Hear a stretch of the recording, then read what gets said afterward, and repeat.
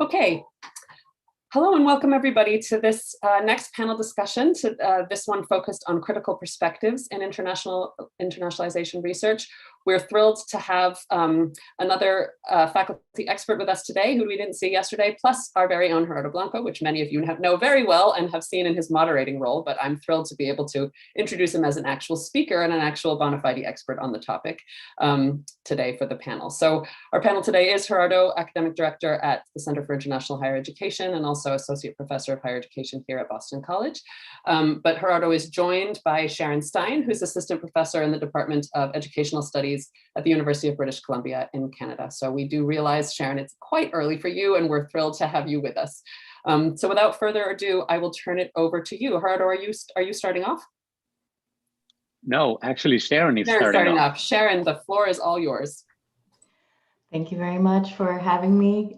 Good morning or good evening, depending on where you are. I am speaking to you from the traditional ancestral unceded territory of the Musqueam First Nation in what is currently known as Vancouver, Canada.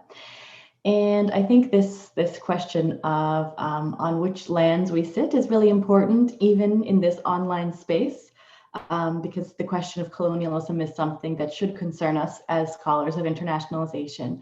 And it's not just about the lands where we are, but also the colonial processes that allow us to communicate in this way as well, thinking about the minerals that are used to make up the computer screens through which we're speaking through, and the labor conditions under which those are generally mined. So just want to keep that sort of as a background piece for us to be thinking about as we think about critical perspectives on internationalization. But today I'm going to speak briefly about three dimensions that I'd like us to consider. And in relation to critical approaches to internationalization. The first one of these is heterogeneity.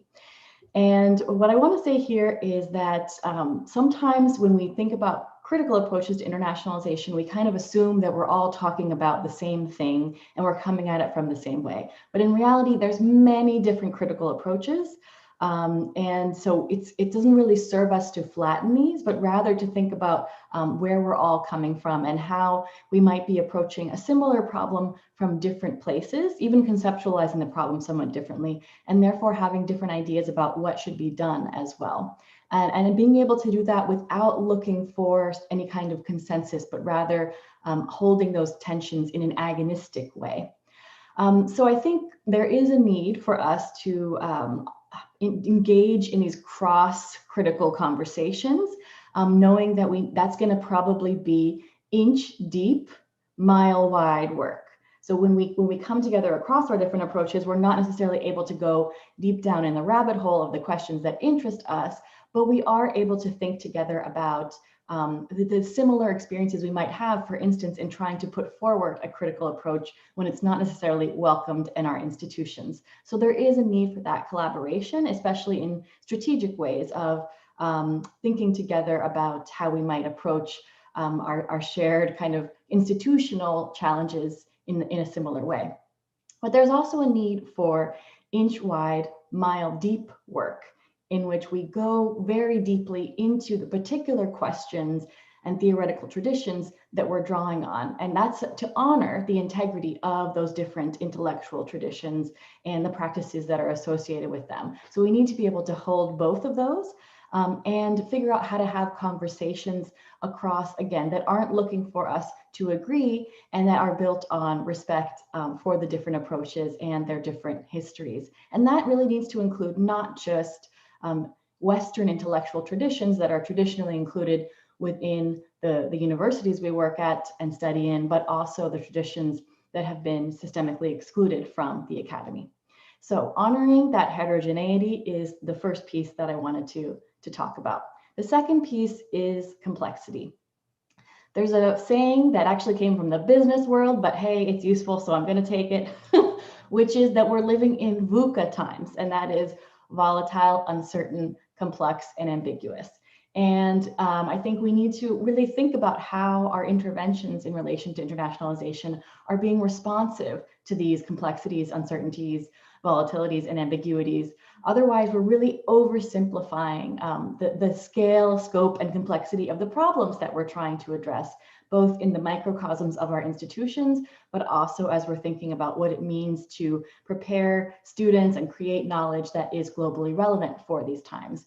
And this isn't always easy to do because we have sort of been trained to seek out these simplistic solutions or solutions that make us feel good and offer a sense of certainty, a sense of coherence, and a sense of control in this wild world that we're in. But in reality, we're not really going to be able to engage and intervene if we aren't honest with ourselves about the fact that there are no easy answers.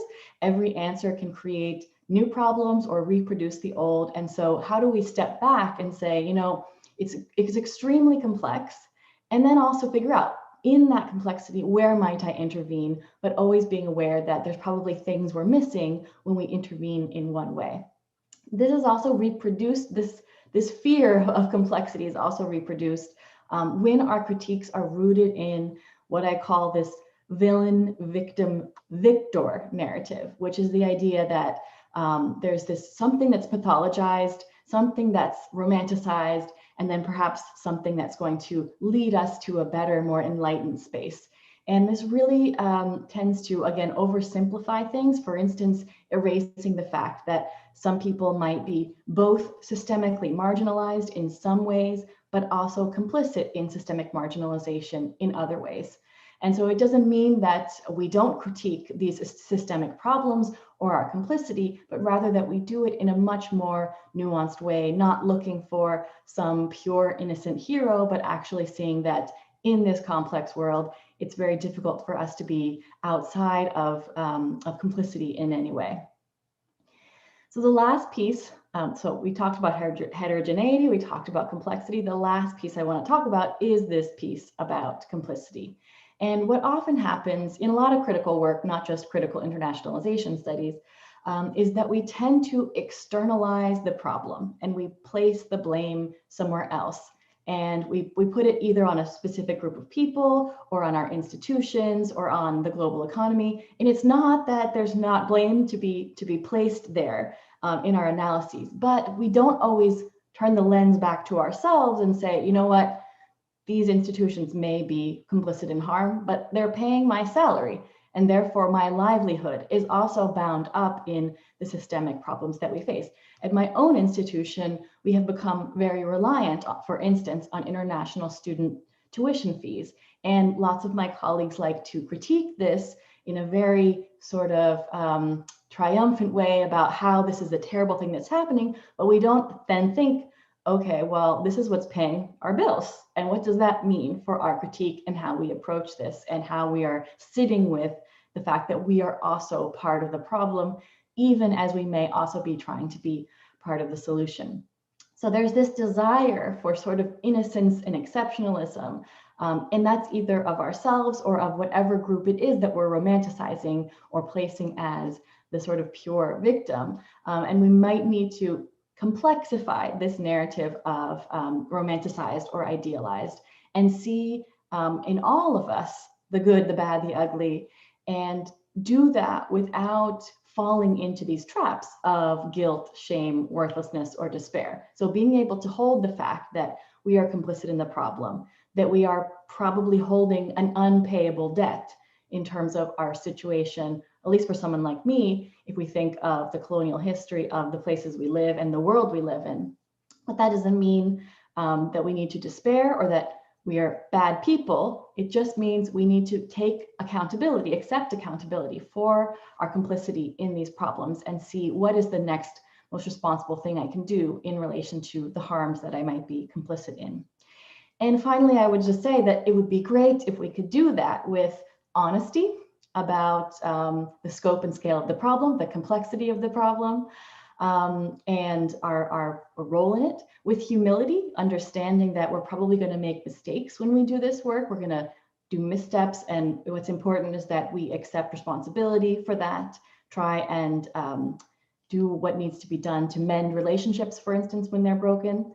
understanding that we're never going to understand, for instance, all of these different approaches to internationalization, and that we might just have a tiny piece that's really important, that is indispensable, but also insufficient.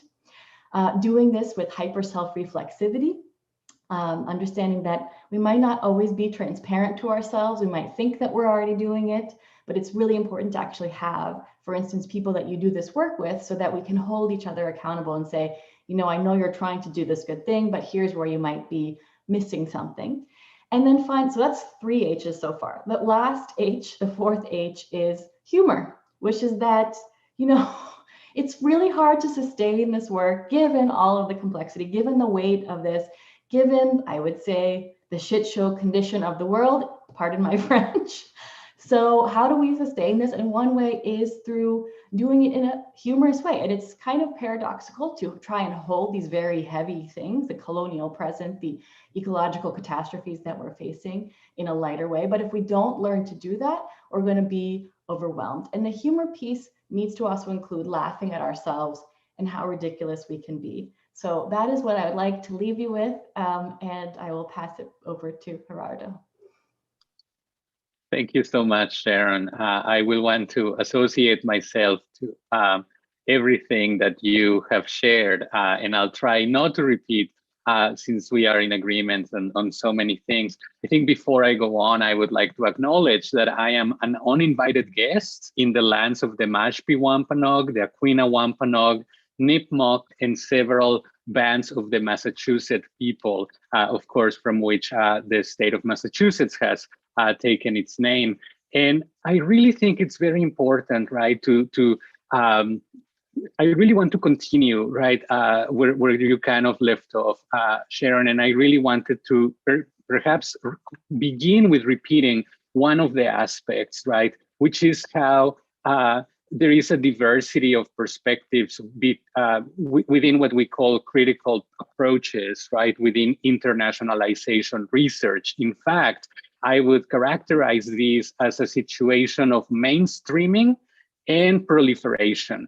And in fact, I celebrate about 60% of that mainstreaming and proliferation, and I have concerns about the other 40%. And what I mean by that is that, first of all, it is really reassuring, and I think this will become clearer in the second part of my remarks. It is very reassuring to listen to senior scholars in our field utilizing critical perspectives, talking about decolonization, talking about global North and global South, because I will be one of the first ones to say in my own graduate studies, which I assure you, it was not all that long ago, these were not really required or even recommended readings in most of the courses that I took. So I think that is something that we should celebrate, how many of us in the field have embraced these approaches. I think the 40% that causes me pause or concern is what some research that I had the opportunity to conduct with colleagues. The project was led by our colleague, Crystal George Mwangi, where we looked at 4 of the what we could call leading journals in higher education, 2 very specifically US-based, 2 international journals, but all 4 of them very, very prominent. And what we found, looking at criticality within internationalization, was an absence of a clear definition of the concept, concepts of both internationalization and criticality, right? We also identified a continued, very strong Western focus and also very vague recommendations for policy or practice. And I think that's the part that is concerning to me, because it seems that in a way, the word using criticality, critiquing neoliberalism, which is one of the anti-heroes perhaps that we often identify, one of the villains rather, in the stories that we tell ourselves, is that external entity, right, that Sharon was referring to. At the same time, we found that we are reproducing, right? When we look at the editorial boards, for instance, we find that 89% of the editorial board members were based in higher education institutions that are in the global north, right? And I think that has very severe implications for the work and the transformations that we are trying to make. I also, and this is the part of complicity, and that's more like the internal dialogue within that particular project, right? And the researchers involved, we realized throughout the project, I don't think we were there in the beginning, that this isn't happening out there. We are part of this, right? Every time that we agreed to review, and by the way, I was very pleased that in the very early morning session today, that really was this doctoral researchers networking session, you all were talking about reviewing and serving on editorial boards. Remember, what we value really has the potential either to continue or to interrupt the epistemic monoculture that exists or that has been dominant in our field, right? So that's number one. The second piece, and this is, I'll share my screen very, very briefly, just in the sake of pointing out the sort of the emotion that is elicited in thinking and talking about internationalization from a critical standpoint. These are images that where I'm either part of the image or that I have taken. And all of these images elicit very positive associations for me. I am a former international student who has become a migrant. I am also an educator that promotes working with international students and who promotes also internationalization at home. And I have also promoted short-term education abroad experiences for graduate students who are often left out from these opportunities.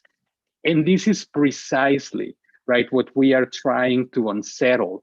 And I'm really interested then in how do we unsettle some of these relationships. And some of the challenges that I see is that, first of all, within our field, we have a challenge of legitimacy in the sense that whether we see ourselves being within international education, within higher education, or both fields, most of our theories are borrowed, right? And I realize that we are standing on the shoulders of giants who really carved fields of study where there were none. And it feels very often, and this is the part that I approach with lots of trepidation, that being critical comes across as being ungrateful or not appreciative of that legacy. And as Sharon said, with these 4 H's, that is not what we are trying to do in critical work, but sometimes it may feel that way. These are very, very challenging spaces to inhabit. Also, I think within our field or fields, there is an ambivalent stance toward theory. So at times it feels that everything is theory and that we are always theorizing, or it feels like theory doesn't have value within the research that we conduct in the field, that we should be more pragmatic, that we should offer more solutions. And we're always between those two. And specifically, when it comes to either BIPOC or intersectional identities, and what I mean by that are Black, Indigenous, and people of color, as well as women, as well as queer people, as well as other minoritized identities in the field, we already struggle, right, fitting into relationships and networks. We already struggle to begin with to conform to certain forms of academic decorum.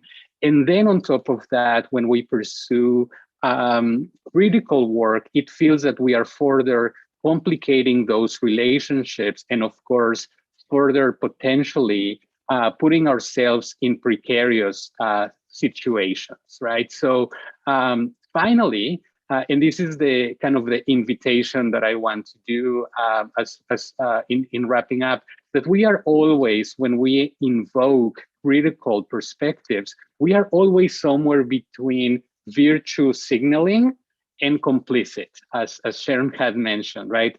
We are entangled in these issues. And that's exactly what we are trying to see. So what gives me hope for the future is all of you and the research, right? You all seem to be navigating these challenges with grace and courage in ways that I really admire. So kind of my closing invitation as we transition to the next part is to maybe think about internationalization and reworking this concept. And I really wanted to pick up some of the ideas from yesterday's morning panel to us, the opening panel with Hans and with Elspeth Jones, and to think about, could we reimagine the nation in internationalization to include, for instance, indigenous and other minoritized groups, right, within the spaces, not only identities that have a flag and an army, but how do we intentionally invite and include within the concept?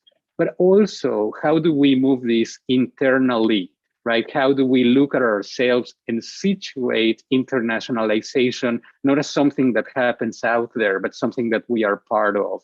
But also, how do we think about renationalizing and reappropriating with a multiplicity of identities that we all hold, the linguistic diversity that we bring to the field? So that is what a few of the thoughts I really was hoping to share with all of you. And I really look forward to having a very vibrant and active discussion.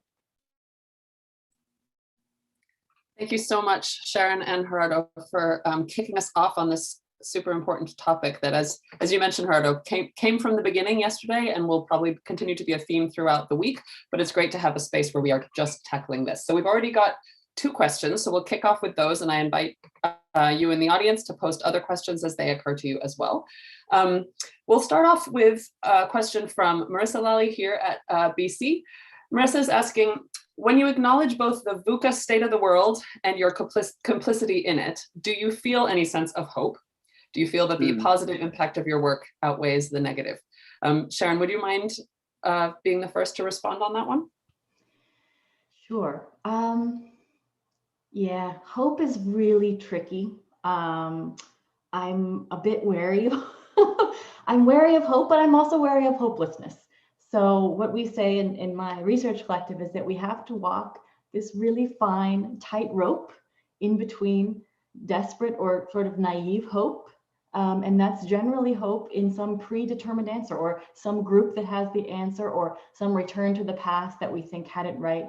But there's also the danger of the sort of desperate hopelessness, which can then lead into feelings of nihilism, feelings of meaninglessness, and sort of lack of any sort of direction or purpose. So how do we navigate between those two things? And I'm going to be honest, like given, reading, not that I'm a scientist, but reading some of the climate science and seeing that there are as many sort of social issues as there are ecological issues in the world at this moment. I think, we are certainly facing the end of the world as we know it, which is not necessarily the end of the world, but the end of the system we have that I think is under severe stress. I would say largely of its own making, because it's unsustainable, not to mention unethical. But also there is the possibility of human extinction. I think we have to have it on the table. And so I know this is like probably not what you want to hear well, it's 8 a.m. for me, not for all of you probably. But I think we have to be honest about that. And I have people in my university saying, you cannot talk about these things with students because they're going to feel hopeless and they're going to feel overwhelmed. And I'm like, do you think they don't already know? They read the news.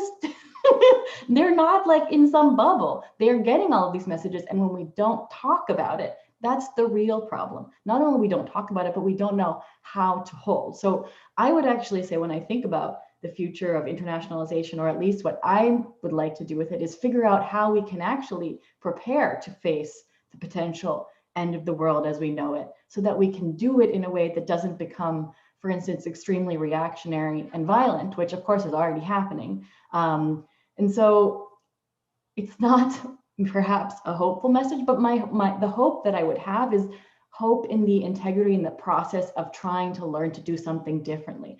Even if in the end, we end up with the end of humanity, there's different ways of going down. We could go down shooting each other, or we could go down in a different way. So my hope would be in the possibility of of relating to each other and to the world differently. And that is not any kind of predetermined outcome or predetermined plan, but rather learning and unlearning how to relate very differently. But that would require a great deal of shifting the kind of approach that we have within our educational institutions. And so, yeah, I'm sorry if this is not what you were looking for. Maybe Gerardo has something more hopeful. I know Gerardo to be quite a hopeful person, so I'm going to rely on him to shift the balance now. Yeah, well, I think the humor part that Sharon was referring to is very important, right? And I think I have been drawn in different ways toward like really thinking through these concepts, right, in ways that really look in the eye of the worst case scenario, as I think Sharon is inviting us to do. And I think that the courage to do that is in itself a hopeful act, right? Just the opportunity to say that we believe in something, whether it's each other, ourselves, or something else, right? To really take a serious look at that reality, I think in itself constitutes a hopeful act. What feels hopeless to me is the denial of this crisis, right, and of this complexity. And the other piece that gives me hope is to realize, right, one of my quotes, and I'll be sure to track it down and share the reference, is that by an author that has influenced a lot of my work, is that 9/10 of humanity are already outside of history, right? So when we think about these historical crises, historical things, like the majority of humanity has not been part of this narrative already, and they have gone on to have meaningful lives,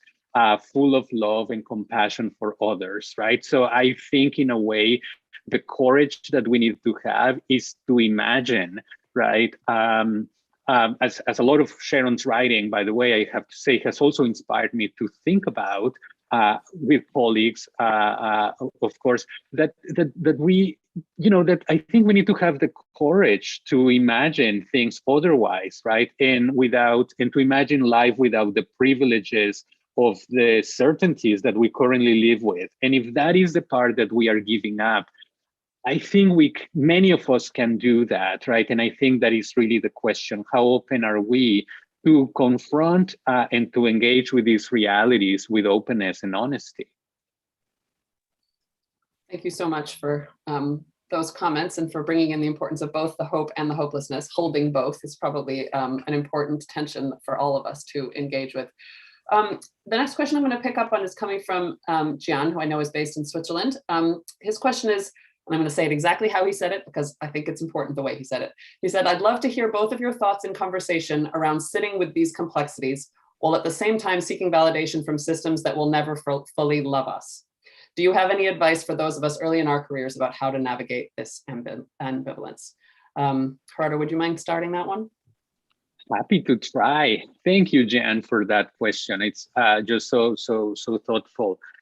I mean, I think that I think in your question, you capture that reality, right? Like, I think we are in a system, the academic system as we know it now, rewards certain things. And we know that a lot of the things that we are discussing here and trying to encourage you all to think about and pursue are not those elements that are rewarded. How I navigate it, I think I just hold on to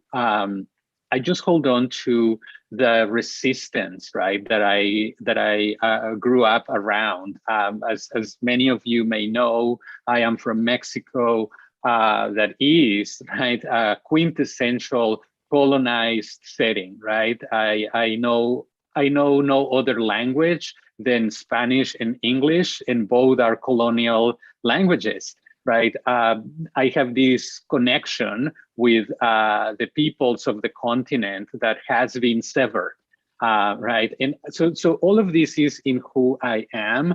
And because of that, I have also learned to navigate these realities, sometimes with duplicity, sometimes with double speak, without any apologies for it, right? Because that has helped me and my ancestors to survive in these very challenging spaces, right? So I think we all, regardless of what our ancestry is, can learn, right, from these colonial subjectivities, because they really have a lot to teach us, right? I think many people, I definitely grew up around many people that made no apologies, doing the things that they needed to do to survive with dignity for themselves and for their families, right? And at the same time, doing work that was important and doing what they thought was the right thing to do. So I think there is so much popular wisdom in this, and I think that's where we need to turn our gaze in the work that we pursue.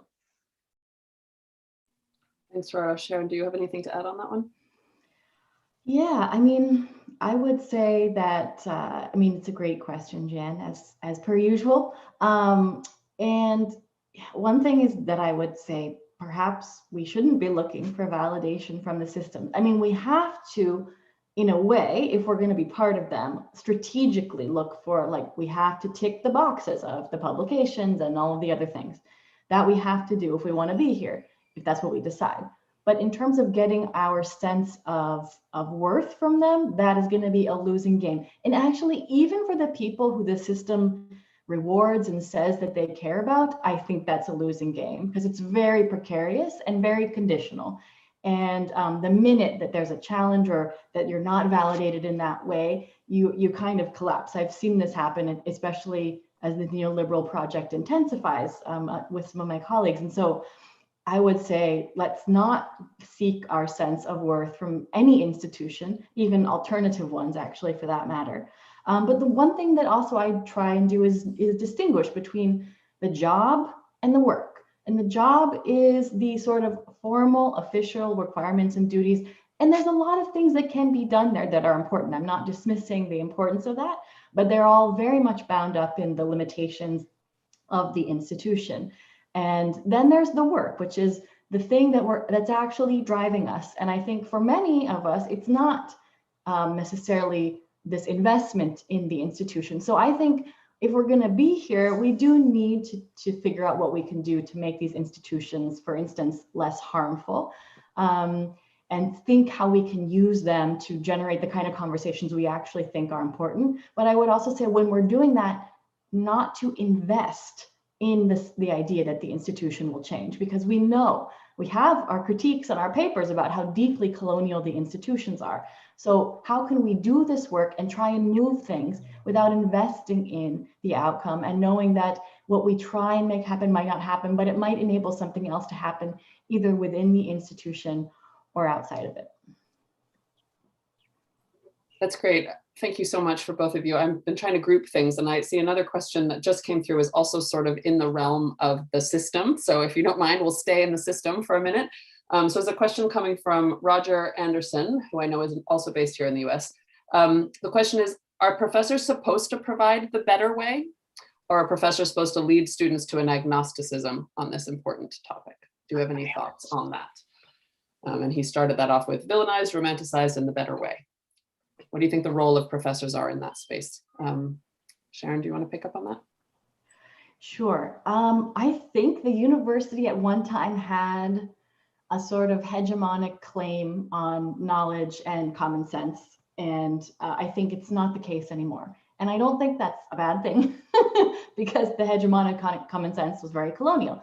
So at this point, we have an extremely fractured social common sense, and there's so many competing cacophonous different knowledges trying to get the like primary narrative. But I'm not sure that that's possible at this point. Everything is so polarized and so fractured that this desire to kind of decide what we should do, what direction we should go, and then tell our students to go that way, is, even if we wanted to, and I think wanting to is problematic, it's not possible anymore at this point, given the state of things. So instead, I would say, how do we prepare students for this VUCA world? And I would say, how to have them figure out, how to intervene in contextually relevant ways, in critically informed ways, in socially and ecologically accountable ways.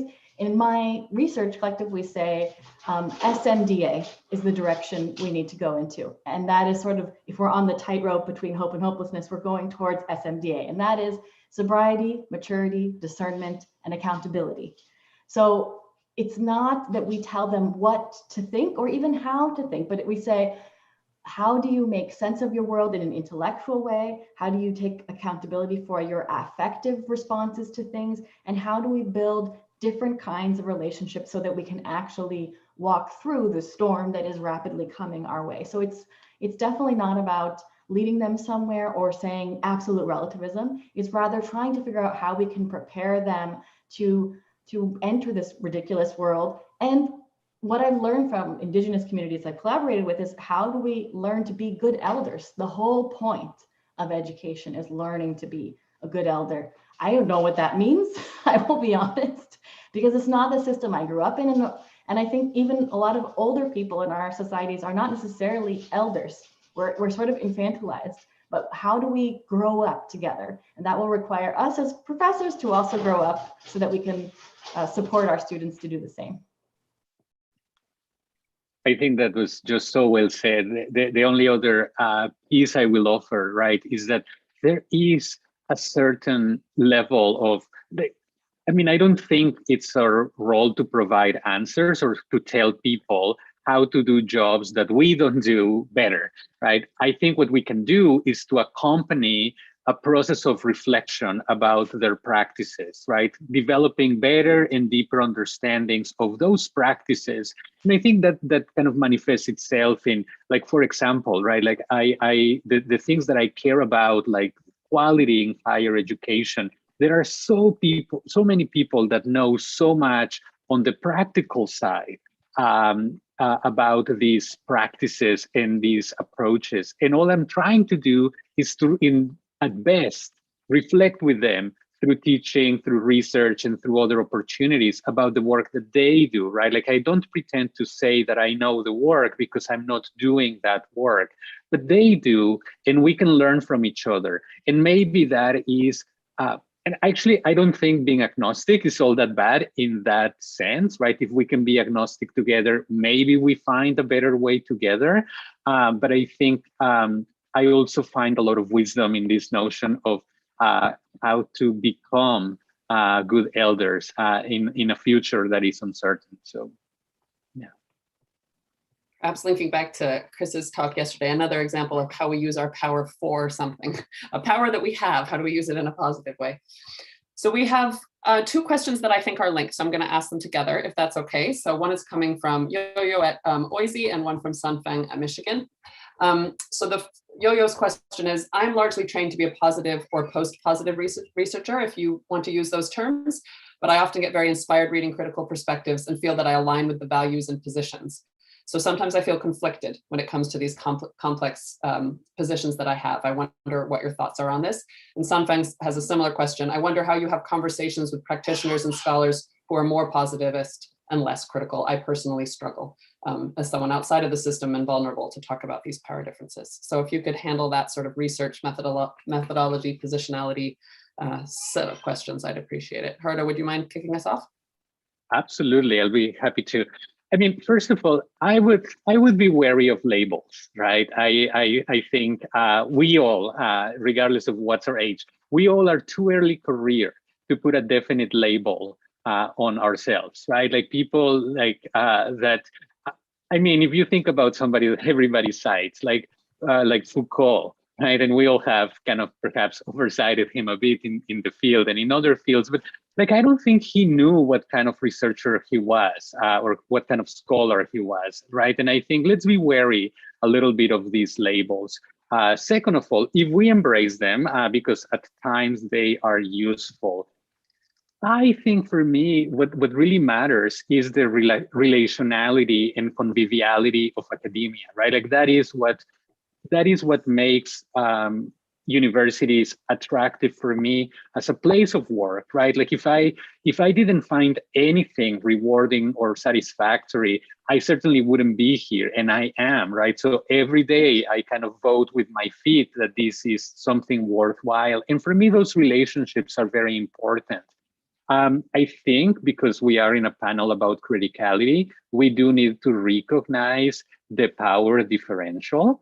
I think being critical is less precarious and less safe than being, whether we call it positivistic or post-positivistic, but that should be no impediment, right, to work together, to promote each other's research, as long as it's not actively doing something that we find to be destructive, right? And I think as long as that is not the case, what Sharon started with in her opening remarks is really valuable to say, we can invite each other to be better, to consider other perspectives. That's fine. And the other piece that I will say, as much as reproduction is very strong, many of us have beloved mentors in the field who do not share the epistemic stances that we hold in our research, right? And that's perfectly fine. I think we have nurtured and mentored people, and we have been nurtured and mentored by people who do not share our own perspective. So we should actually celebrate that.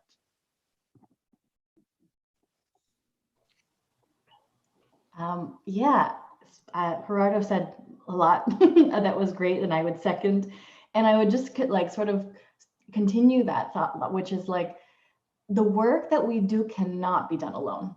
We need, and for various reasons, because it's difficult and we need support, because we need, but also because we need the tools and experience that different people bring. Like in my research collective, for instance, we have people who do all kinds of work, including much not academic work.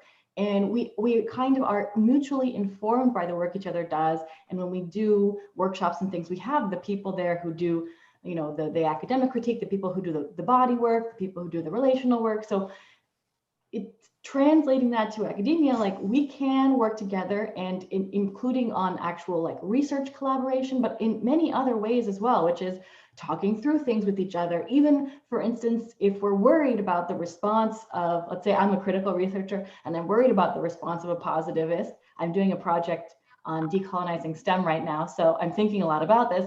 It's like, have a critical friend from that space read it or talk through it with you so that you can sort of preempt some of the resistances or the critiques. And it can work both ways as well. So I think there's a lot of space for us to be working in collaboration, and usually results in more deeper, more nuanced and layered projects and ideas and interventions if we're able to do that work together. And it, as Gerardo said, it doesn't require that we agree on everything actually, but we have the relationship piece there, and we have some sense perhaps of a shared orienting direction, maybe the SMDA direction. And I think that's really important, and I think there's a lot of room for that, and it makes this work more sustainable to do it together.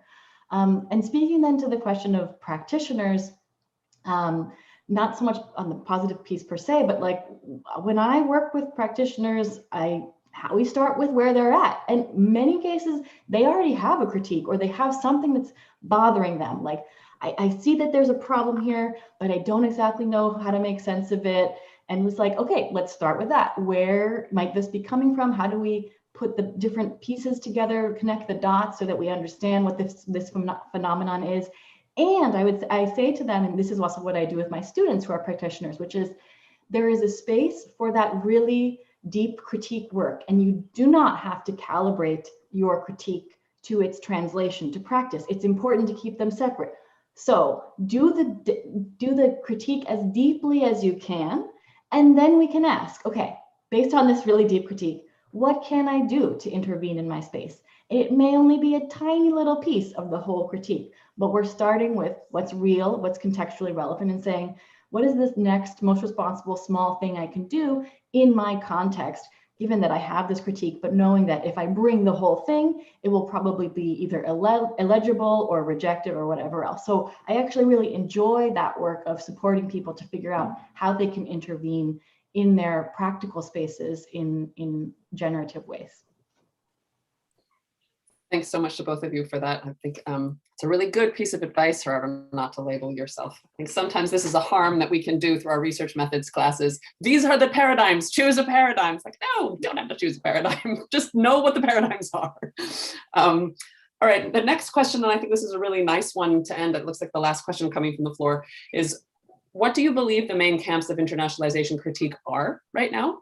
And where do you see internationalization going in the future? The second part of that question, I know we'll have a whole panel about tomorrow, but I think particularly the first one, what would you say are sort of the main areas if this is something that's new to people in the audience? I don't mind who goes first. I would actually yield and invite Sharon, because she has eloquently written about these. So would that be okay, Sharon? Yeah, sure. Well, yes, I have written about this, and in different, I've thought about it in slightly different ways, but I would say, one way of looking at it is what we call sort of minor, major, and beyond reform. Well, there's also no reform, which is people who think internationalization is great as it is, let's just keep doing it. But I would say the minor reform approach would be the approach that says, there's something wrong. We probably need to be more inclusive. We need to maybe be more like interculturally competent. Those are the kinds of words that are used. And it's really about changing individuals and saying the world is okay, but like it could be better, and it would be better if we included more people into our institutions. So inclusion is sort of the limit of that internationalization critique.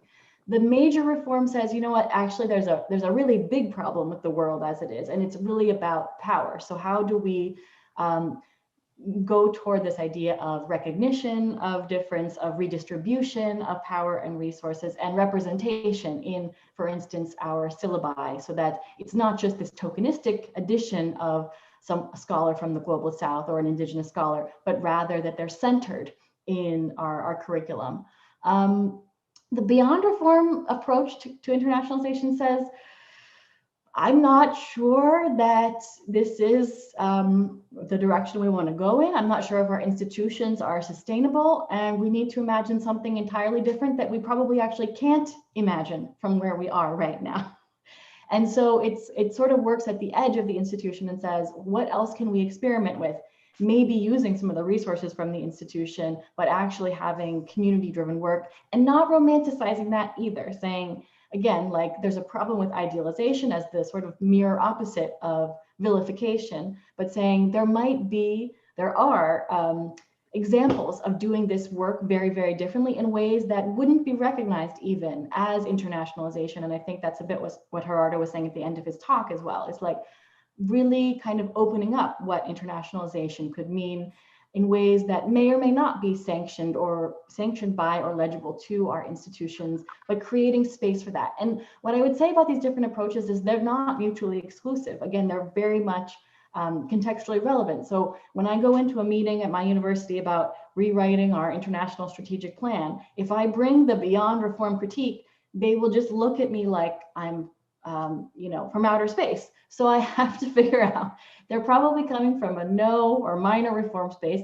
and then I can bring in some of the major reform pieces, but always gesturing to the fact that there's more, and there's probably things we're missing when we do that. So it's very much, there's again, the integrity of the different critiques, but then there's also the strategic question of how do we intervene and try and both reduce harm always, but also to create more spaces for other possibilities that are not currently imaginable from where we're standing.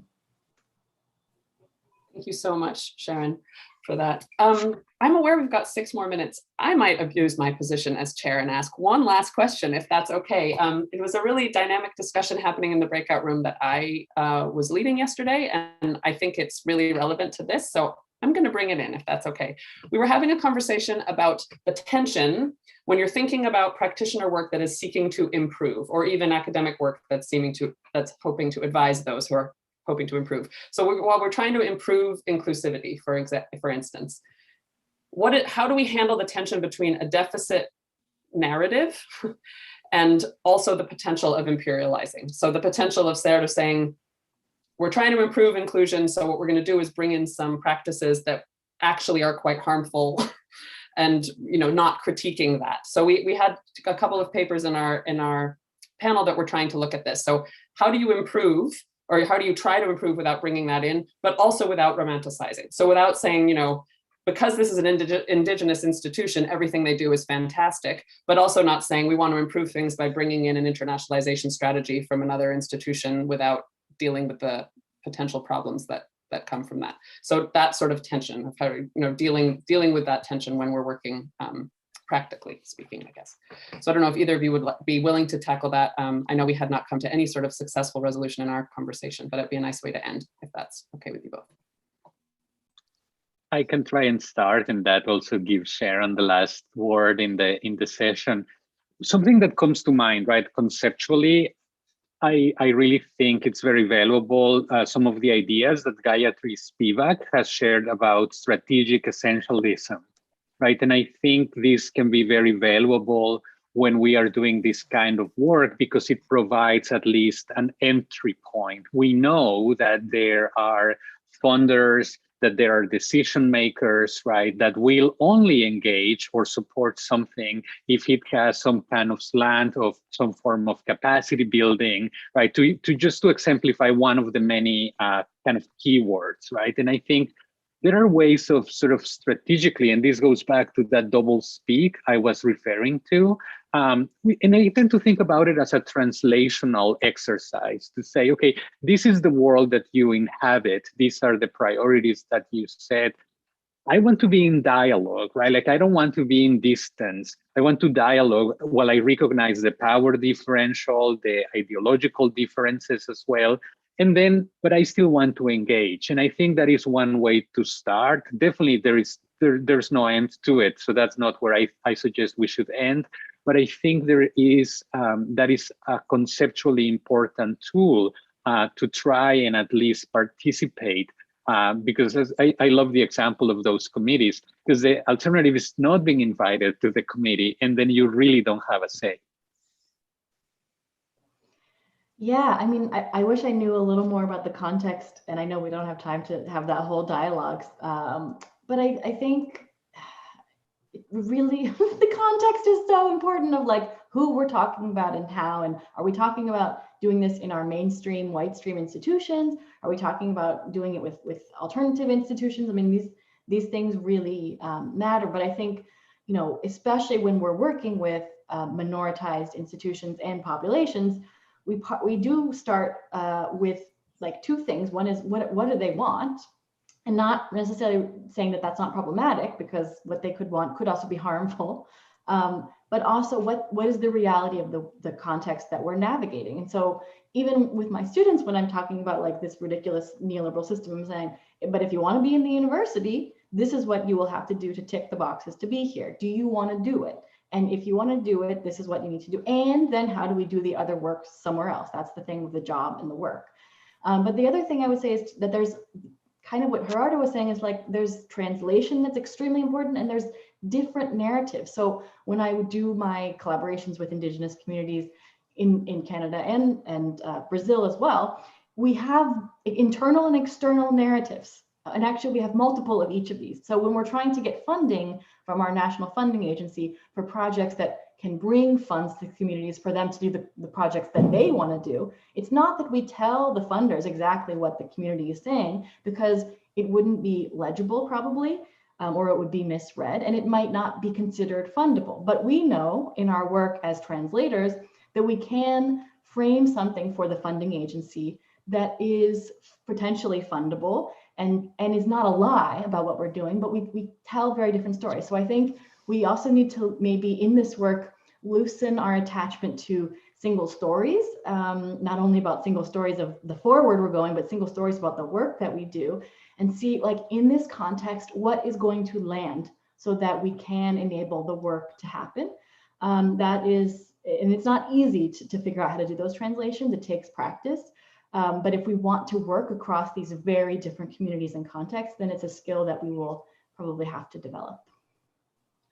Thank you so much. And I suppose the last piece is the dialogue between all these things, and that's what we're trying to model with these discussions as well, right? So talking about benefits and strengths of particular institutions, and also talking about the problems that they have, and just talking, and also talking across disciplines, talking across institutions, contexts, etc. And that's what we're hoping to do this week. So thank you so much to both of you for your contributions. I know that I learned a lot, and I'm sure that